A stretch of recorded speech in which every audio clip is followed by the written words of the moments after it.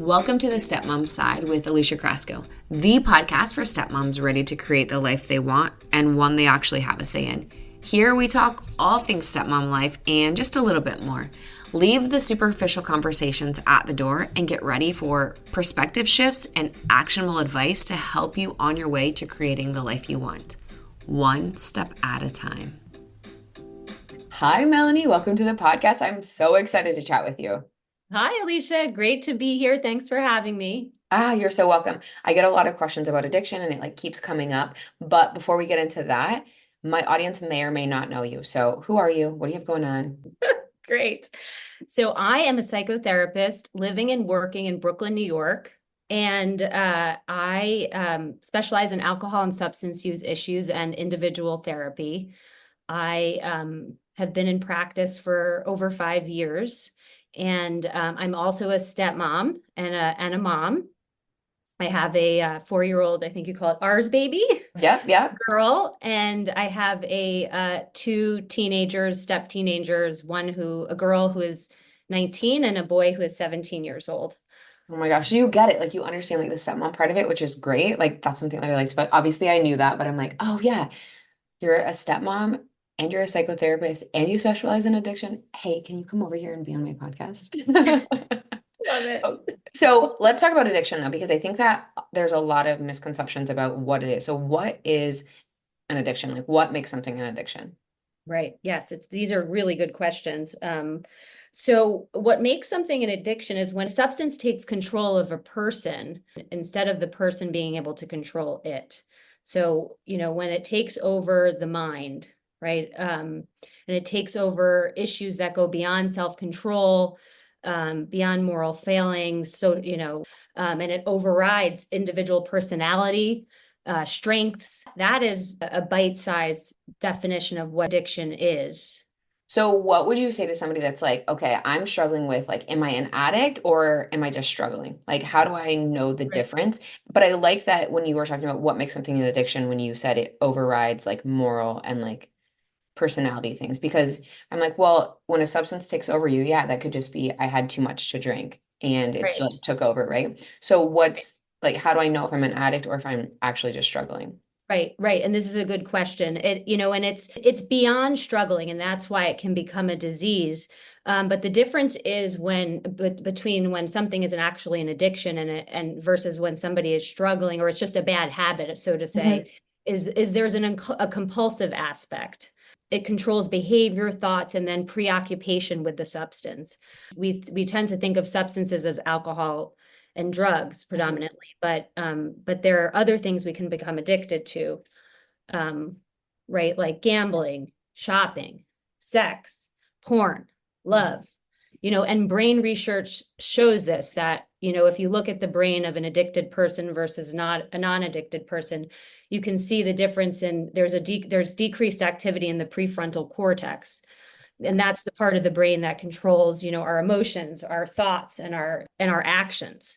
And so what if I have somebody in my family, because I get this a lot from stepmoms, Yeah. I know that so and so is an addict, in my family.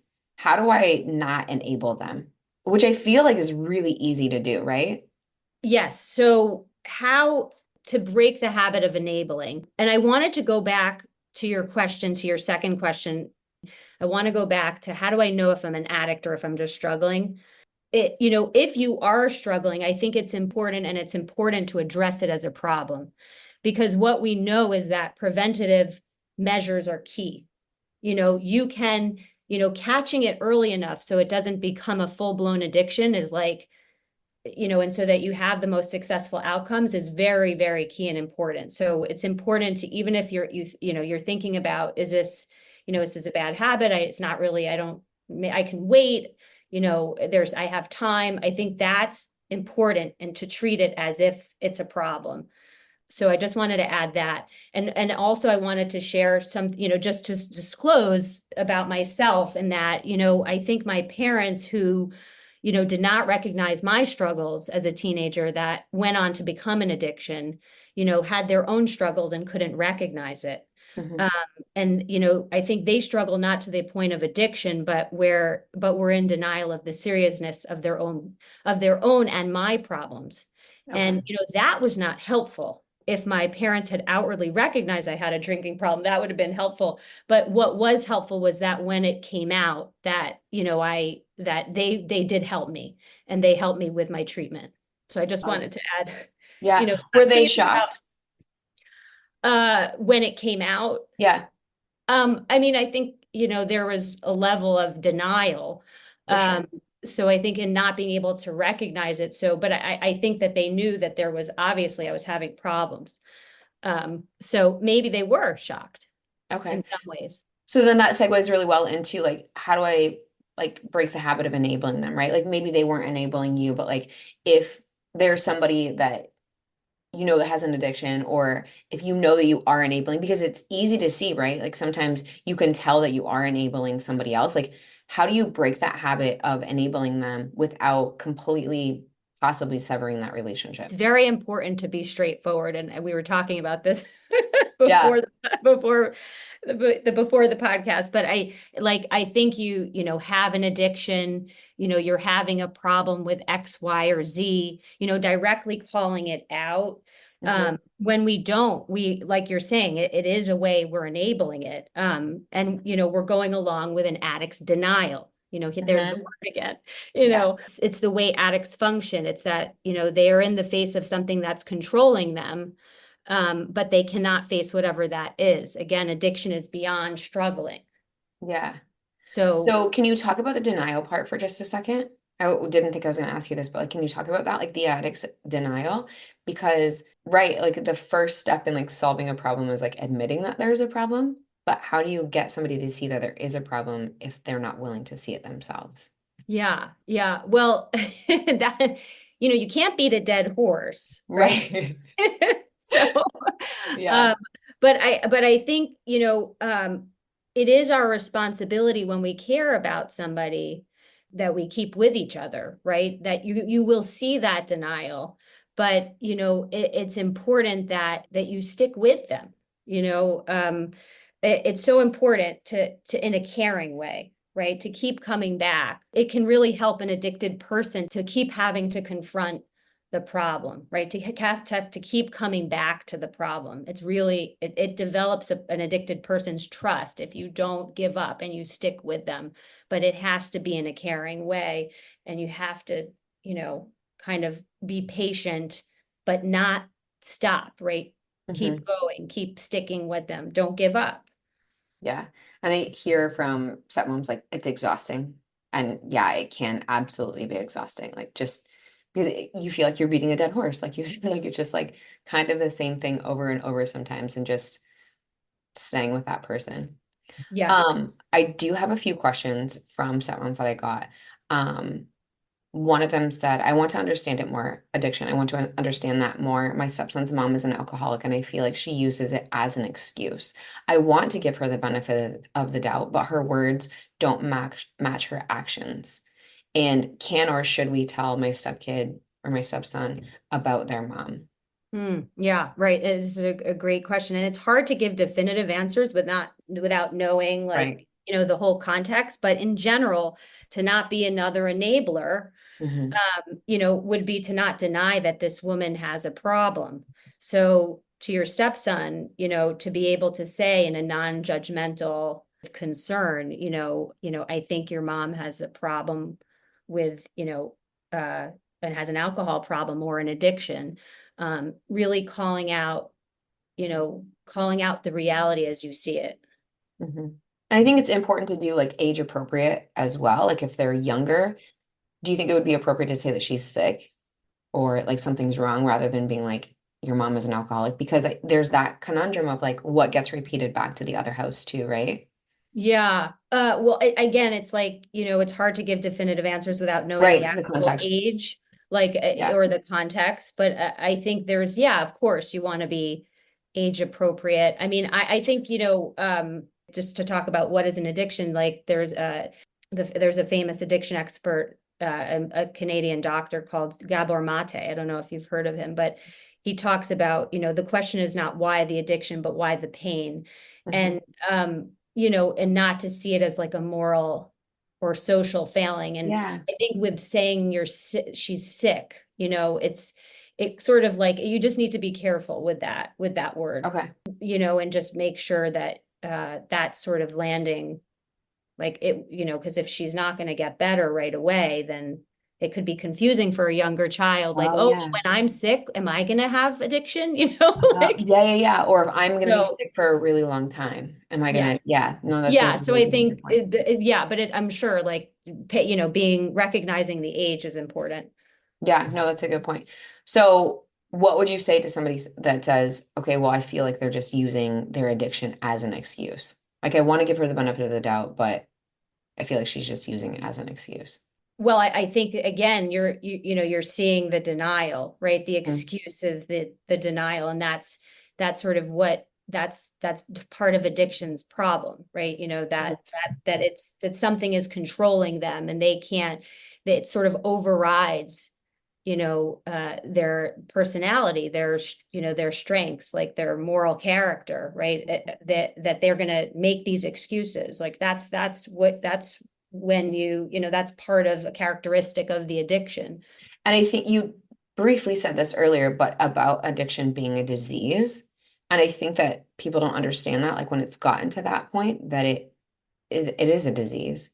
When it does take over and when there is a preoccupation with the substance and it's controlling, it's overriding everything, then Hmm. then it can become a disease, right? And that can become multiple diseases, right? It can affect other diseases. Hmm. But I do like the question is not why the addiction, but the pain, right? That Yeah. that usually people are, they're attempting to escape. So instead of sort of like, they have a disease, like it's an inherited brain disease or it's an Hmm. inherited disease. I think it's complicated. It's a complex interaction that there can be so many factors, genetic, psychological makeup and experience, familial, cultural, and social context. Problems with substances come in many different ways and are Hmm. affected by many different variables, and every individual is unique. Hmm. So it's hard to just pinpoint every single person the same. And so, like, addiction for you might look different than addiction for me, to the next person, right? And I think that when somebody's like, oh, you struggle with alcohol, that just means that you are blackout drunk every single night because you're just an alcoholic and that's just how it goes, right? Where there's a spectrum of Yeah. what it looks like. To add to that, so it looks different. I mean, so many times I think people are trying to be caring, and so it's like quiet enabling. And so, many things can be behind that, like it's an excuse or like, you can go either way, you could be pleasing or you can be kind of get upset about it. Um, and so, people want to be caring. There can be so many reasons why people, right? I mean, besides the fact that it's right painful to see somebody who's suffering, Hmm. and it's unfortunate, but it's part of addiction's problem. But we do see it, right? Like with drinking, we see it, of course, we see it with food, we see it with shopping, we see it with the internet, gambling, porn, sex, and love. And shopping even, right, is, Yeah. it's been on the increase with the pandemic and the rise of the internet. So there's just other we think of it as alcohol and drugs, right? But there's so many like insidious other things we can become addicted to. Can we talk about shopping then? I mean, I know that we were going to talk about it later on in the podcast, but like, can we talk about it? Like, what makes it a shopping addiction? Like, I have a girlfriend in real life that we were college roommates, like, had a shopping addiction. And retail therapy, right, is what she would say. It was just like funny to her. But when you've got a shopping addiction, how do you know that it's actually addiction? Yeah, you will again, like I don't know the like details of your friend or the context. It didn't matter. She would just shop all the time. It didn't matter. Yeah, And but especially as a college kid, like you don't have any yeah. money anyway. Yeah, but in general, yes, it's a massive problem and it often turns into spending addiction, right? Ah, okay. So from the advent of the internet and also the Yeah. pandemic, people are isolated, everything is operating online. Um, but it turns into like spending addiction. And again, it's like, a lot of time, oftentimes you'll see, it's one of the biggest secrets that are kept from like our Yeah. partners, Yeah. like is how much we're spending, you Yeah. know. Um, and that's part of, right, the denial, like the secret, this being, keeping it secret, Do you think and it's because there's a lot of shame? I think, again, I'm going to go back to the denial. I think it's something that people become addicted to. It's something that they are preoccupied with. It consumes their thoughts and Mhm. their emotions. And so, yeah, it's something people keep, it becomes like a friend, Oh, okay. Yeah. almost like something that's protecting them, that's soothing them. And so, yeah, if they think that that's socially right, but socially, morally, we know that we shouldn't spend more than we have, right? Right. Yeah. So I do, yeah, of course, I'm sure yes, it invokes shame. It evokes a lot of negative feelings. Yeah. I shouldn't be doing this, but I want to be doing this, right? It's I like need that to be dopamine doing hit. this. Yeah. Yeah. Yeah. Okay. So how do you how do you help somebody if they don't actually admit that they need help? Like, what do you do? We were saying, like, it's hard to, you can't beat a dead horse. Hmm. But we do have a responsibility, when we care about each other. So you'll see the denial, but it's so, like, we sort of, I think we've talked about this, that you stick with them, Hmm. and it's just keep coming, over time, people will, develop trust with you if you're doing it in a caring way. Um, and of course, I think you talked about people becoming exhausted, right? And that often happens. And those folks, right, the loved ones, especially the partner or the children, or, I mean, if the children are too young, they're not gonna, right? But the partner needs to get help themselves. Yeah. They need to be able to take care of themselves in a way that they can continue to function. And they need to, address their own problem, right? That's separate, you know. Yeah. Even the therapist needs a therapist, right? Or the coach needs a coach. Like I think that getting help is the most Yeah. underrated thing. Like everyone needs to get help in any sense of the form. Like there doesn't have to Yeah. be an addiction. Like it's just Yeah. you can do like maintenance, if you will, like on life in general, right? Like you take your car in to get help so it doesn't like just break down one day. And it's the same thing like with our own lives. Like I think that everyone needs help in some sort of capacity. So supporting somebody that's going through the addiction, like you said, is just like staying with them, being loving, being as supportive as possible, but also like taking care of yourself and making sure that you're okay and Yeah. you also aren't consumed with it. Yeah. Yeah, exactly. And you didn't say, what can I do to support you? You weren't looking for ways to support them, were you? Yeah, like if they like just being there and being loving with them and being supportive like with them throughout that, like what other ways can you support them? Because Yeah. I hear you saying a lot of denial, Well, right? there's So a if lot they're of no there. I'm sorry. I know there.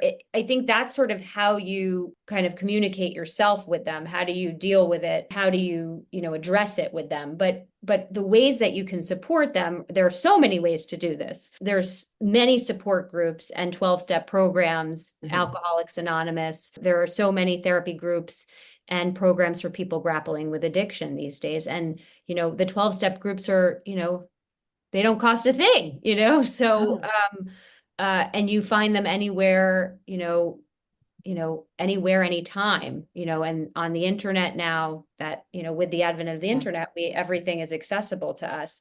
But they're in person, therapy, of course, individual therapy.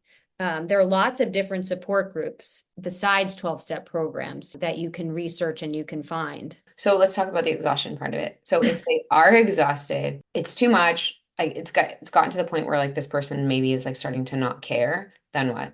Well, I think that's the piece where you've got to get help Your own yourself. help. I again, we see the partner not being able to recognize that, but I hope listeners do hear that. It's so important, right? Because to address that problem, you're struggling, and it's important to address that, and it's very common for the partner to seek help and to get help. And oftentimes modeling that newer way of that, you just gain some skills, and modeling that can not only, right, empower you, but it empowers your partner. It's not like a sure thing. Your partner is going to definitely go get help, but Yeah. the partner does feel the difference, and then you protect yourself. Yeah. You protect yourself and your family, and you've got to do it for your family if you have kids. I think it's interesting because it's easy for, us to sit here like on our high horse and be like, oh, well, I can tell that that person's struggling and you need to get help. Yeah. Now, if you were the person that was in that situation and you are the supportive person, it's hard to be like, okay, I am struggling. I need to get help, right? Because then you go kind of into denial, like, no, I'm okay. I'm strong enough. I can get through this. Yes. I'm okay, right? So then there's like a lot, like the webs are getting like more intertwined, Yeah. right? It's And it's so, addiction's problem. That's what we see. It's part of addiction's problem that the enabler, they unfortunately they become like they're enabling, but it's part of the way that that kind of dynamic functions. mhm. And it's almost like they become addicted to like saving that other person. Like I can do, not like addicted, that's too strong of a word for the context that we're using, but like I Yeah. can save this person if I Yeah. can do this. Yeah, and it gets mixed up with caring, I think, oftentimes, but there are other things behind that person needs to address, to Yeah. get help themselves. So it's really challenging. It's very, very, it's a huge problem, and it does work though, right? When you seek help and when you get help, it works, if you're able and willing to do it.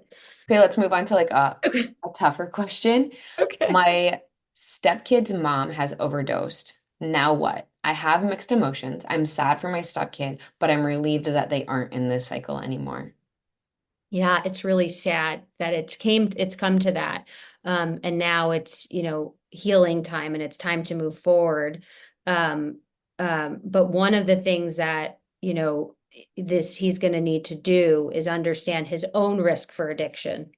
Research has shown that, a person's genetic makeup accounts for roughly half of their risk, according to many studies. Oh, wow. Okay. So if a parent or, it runs in the, has it, has had addiction problems or issues, or a parent runs in the family or parent has it, it increases the likelihood that, the child will also be predisposed to that genetically, have a predisposition. How would you say like she could support that stepkid? Like being there, like, do you think therapy would be a good idea for him? I'm like, that's what I recommend. Yeah, yeah, I Like, definitely, however I mean, else. I think it's tricky if parents feel like the child is really traumatized by the situation, then it's important to get help. But then, I mean, I think it can't hurt. I mean, this is traumatic. Losing a parent is very traumatic, although you don't want to pathologize your child, right? So you want to kind of see if it seems like the child really is struggling, right? And the parents don't have the vocabulary or the skills to communicate, then they can do family therapy, or the parents can get therapy for themselves, couples therapy, individual therapy, and then kind of get consultation on how to handle what they would do for the child, right? Or oftentimes schools have school psychologists or on staff counselors. There's lots of places you can ask and find out if you don't really know what the next best step is or how to find help. Oftentimes we don't have referrals unless we're a therapist ourselves or we know or we're in therapy. We don't really necessarily have these referrals and resources, but there are ways to seek them out. So I definitely think getting help for the kid is eventually the child will need help. It just depends on how fast or they think it's they need to do it. Okay. I just thought of a question about that because I didn't address Yeah. it. So sorry, Yeah. this is kind of like off the beaten path. So at what point, if ever, do you think that they should tell the stepkid, like, your mom overdosed? Like, do you think that they should address that? Wait till they're older? Well, again, I don't know how old the child is. Is there a context for this? So Not a not yet a tween, but like older than a toddler, so like middle-aged. well, like 9 or something, or 8, 9. I think it's important, again, going back to calling out, like being direct, but like, making sure that you're doing it in a caring way and using like thoughtful words. Your mom had an addiction. I don't think you need to call out how it happened Yeah. specifically, but like your mom she had a problem with addiction. She was addicted, and she's something along those lines. She died, that was the cause of it, to kind of really just call it out directly, and I think probably getting some support in terms of how to, what words to use. And if they don't feel like they have those words would be really helpful. Because then the therapist can get resources for, books and, Yeah. resources, stuff like that for the kid to read to them or, but I think calling it out directly as you see it, as they see it, is the most loving thing that they can do. Yeah, I think it's hard, like just with the little kids, because what are they processing? What are they not processing? But then Yeah. also, like you said, it's good for them to know because genetically there's a chance that they're probably it's going to be passed down, or some of that is going to be passed down. Yeah, I'm sure there's like more nuanced ways of saying it, but not to beat around the bush, Mhm. because It's it's going to come out at some point, and then they're going to yeah, find out that they didn't know. Yeah, or you lied to them, or yeah, it's very sad. It's very sad. But now the child can heal, right? Mhm. Now they can move forward. You can see generational change. And I mean, I can relate to this time I'm saying like, I'm sad for my stepkid, but I'm relieved that they're not in this cycle anymore because I'm sure that's really Yeah. that was not our situation, but it's really hard to watch a kid going through that when you know that they're with this parent, 50% of the time, 75%, 20%, whatever the cycle is, to Yeah. see them going through this. I think it's really hard to like deal with addiction in any capacity, especially if you've got a kid going back and forth between houses. It's incredibly sad and hard. So how would you handle a stepson? Everything's been stepson. Stepson's technology addiction and a 50-50 custody schedule. His mom doesn't help. I love that you're a stepmom because you get it, like you understand like the custody schedule stuff. So technology, we had talked about this too, the addiction of that and how I think it's just like a pandemic in of itself because everyone has some sort of, I feel, technology addiction, right? It's just easier to like pick up your phone to do whatever than to like put the laundry away or like Yeah. go shopping or get Yeah. groceries or whatever the Oh, case may be, yeah. right? Like it's so much easier just to do that. So how do you handle a technology addiction or what are some key ways to deal with it, like especially with a younger child, probably like the same age? So all you can do is recognize what's in your potential control. These are very complicated dynamics. And so, I love the serenity prayer, like in the 12-step model, like, using like the serenity prayer is a great way to think about it. It's like accepting the things you can't change, changing the things you can, and the wisdom to know the difference. In reality, if you feel like your household is doing it the right way, which every household I think feels like that, well, at least they're seeing it half the time. What you can only do is recognize what is in your what you can potentially control. You can't control another household. Really? Yeah, I Yeah, I know. think that there's definitely validity to that. Like everyone thinks that their house is doing it the right way. Yeah, And maybe yeah, their house is doing it the better way for sure. I mean, I yeah, definitely felt like that. I yeah, still feel like that. Um, yeah, but yeah, yeah, with the technology addiction, we had health expectations, we had technology expectations. So the kids, their phones always had to be on the counter. They had to be on ring. They could not walk around with them anymore and like take them into the room, have the bedroom doors closed, any of that stuff. But if yeah, they, got a phone call, if they need to call their mom or whatever, they could, they didn't have to stand at the counter and take the phone call, right? And you couldn't sleep in your rooms over, the phones couldn't be in your rooms overnight. They had to be on the counter charging, whatever. And maybe that makes us crazy, but it was the kids actually got to sleep. They could actually be present. They, could yeah, start something and finish it, right? Like I know that I get a lot more done if my phone is in another right. room and I am not like, it's not in my pocket or it's not like right next to me and I can just pick it up and do whatever. I don't know how many times, I've been at my laptop doing something, my phone's next to me and like my husband Yeah, will text and I pick it up and then the next thing I know, like an hour's gone by, but I texted him like 45 minutes ago. Like, what am I still like, how did I just get sucked into everything? But yeah, recognizing that it is an addiction. Everyone, I think, struggles with it a bit, but you want to like lay out, kind of like you said earlier, like modeling that good behavior. And they're at least getting it 50% of the time. And it yeah. does suck. It is really hard. Yeah. But I think right, you want to put the kids first as much as you can, all the, when you put the kids first when in these kinds of things, when there is like when it's a major thing, you don't want to go after all the things, but when you recognize what's really most important, and then you try, what's in your potential control to get on the same page as the other household, right? That's so important.